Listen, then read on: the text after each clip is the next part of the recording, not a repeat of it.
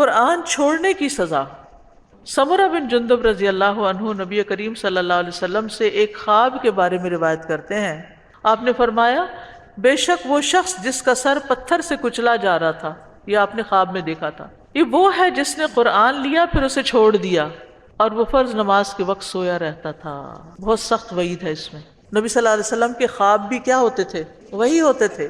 تو آپ کو جو دکھایا گیا وہ حق دکھایا گیا، تو قرآن پڑھنے کے بعد اس کو بھلائیں نہیں، اس کی ریویژن کرتے رہیں، چاہے ترجمہ ہو چاہے ویسے ہو۔ تو یہ جو لفظ ہے قرآن کو لے لیتا ہے اور پھر اس کو چھوڑ دیتا ہے، اس کا ایک معنی یہ بھی کیا گیا کہ وہ قرآن کے الفاظ کو لے لیتا ہے، عمل چھوڑ دیتا ہے، معنی چھوڑ دیتا ہے۔ اور ایک یہ کہ بالکل ہی چھوڑ دیتا ہے، تو جو شخص قرآن کو چھوڑ دے گا اس کا سر کچلا جائے گا، کیونکہ شیطان نے اس کے سر میں گریں لگائی ہوئی تھی اور وہ صبح نہیں اٹھتا تھا نماز کے لیے اور قرآن پڑھنے کے لیے، اور وہ فرض نماز کے وقت سویا رہتا تھا۔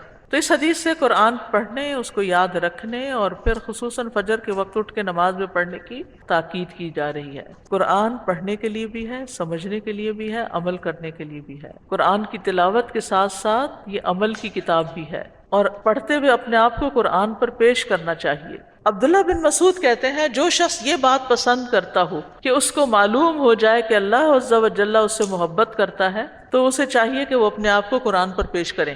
اگر وہ قرآن پر عمل کرتا ہے تو وہ اللہ سے محبت کرتا ہے، اور اگر وہ قرآن پر عمل نہیں کرتا تو اس کے دل میں اللہ کی کوئی محبت نہیں۔ یعنی یہ جاننے کے لیے کہ انسان اللہ سے محبت کرتا ہے یا نہیں، دیکھے کہ قرآن پہ عمل کرتا ہے یا نہیں۔ فضیل بن ایاز کہتے ہیں حامل قرآن اسلام کا پرچم اٹھانے والے جیسا ہے، اس قرآن کی تعظیم کا حق ادا کرتے ہوئے اسے کھیلنے والے کے ساتھ کھیلنا نہیں چاہیے، یعنی عام لوگوں کی طرح اس کو بہیو نہیں کرنا چاہیے، اس کے اندر ایک وقار ہونا چاہیے، غفلت کرنے والوں کے ساتھ مل کے غافل نہیں ہونا چاہیے، اور لغو کام کرنے والوں کے ساتھ مل کے لغو کام نہیں کرنے چاہیے۔ عبداللہ بن مسعود کہتے ہیں حامل قرآن کے شایان شان یہ ہے کہ اسے اس کی رات سے پہچانا جائے جب لوگ سو رہے ہیں، اس کے دن سے پہچانا جائے جب لوگ کھا پی رہے ہیں، اس کے غم سے پہچانا جائے جب لوگ خوش ہو رہے ہیں، اس کے رونے سے پہچانا جائے جب لوگ ہنس رہے ہیں، اس کی خاموشی سے پہچانا جائے جب لوگ باتوں میں لگے ہوئے ہوں، اس کی خشوع سے پہچانا جائے جب لوگ تکبر اور فخر کا اظہار کر رہے ہوں۔ چاہیے کہ حامل قرآن رونے والا ہو، غمگین ہو، بردبار ہو،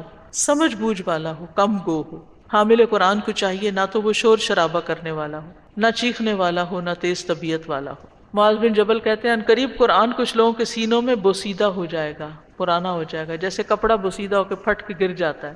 وہ قرآن پڑھیں گے اس میں کوئی لطف اور لذت نہیں پائیں گے۔